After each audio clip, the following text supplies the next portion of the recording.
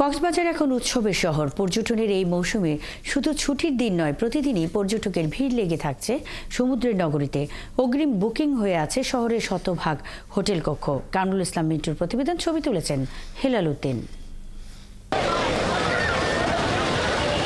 দুদিনের সাপ্তাহিক ছুটিতে পর্যটকের সমাগম বেড়েছে কক্সবাজারে। সাগর তীরের সুগন্ধা পয়েন্ট থেকে 5 কিলোমিটার সৈকত জুড়ে মানুষ আর মানুষ।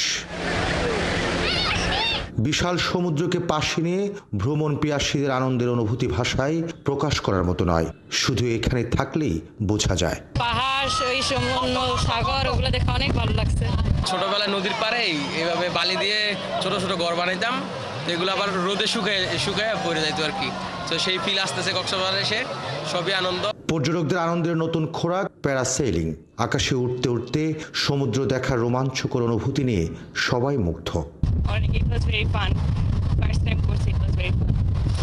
দেখতে ম্যাজিক্যাল লাগে, খুবই সুন্দর লাগে। এখন শুধু ছুটির দিন নয়, প্রতিদিনই লাখো পর্যটকে মুখর থাকছে সাগর পাড়ের শহর কক্সবাজার। 31st নাইট উপলক্ষে ঘিরে প্রচুর পর্যটক আসবে, সেটা 31st পরে আস্তে আস্তে কমে যাবে।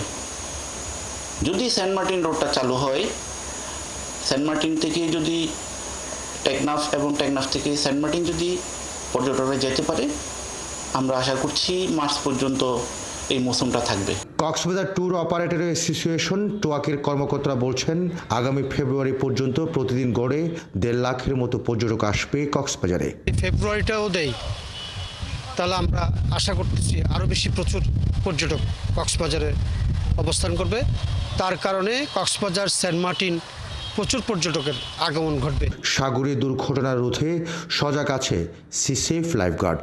আমরা 3টা বিচে লাইফগার্ড সার্ভিসগুলো দিচ্ছি, লাবণী, সুগন্ধা, কলাতলি। তো আমাদের যে দুই পাশে 2 লাল হলুদ পতাকা থাকে, এখানে যারা পর্যটকরা গোসল করে তাদেরকে যেখানে বিপদে আমরা তাদেরকে হেল্প করি। এছাড়া সৈকতের কলাতলি থেকে লাবণী পয়েন্ট পর্যন্ত পর্যটকদের সার্বক্ষণিক নিরাপত্তা দিচ্ছে ট্যুরিস্ট পুলিশ। কামরুল ইসলাম মিন্টু, 71, কক্সবাজার।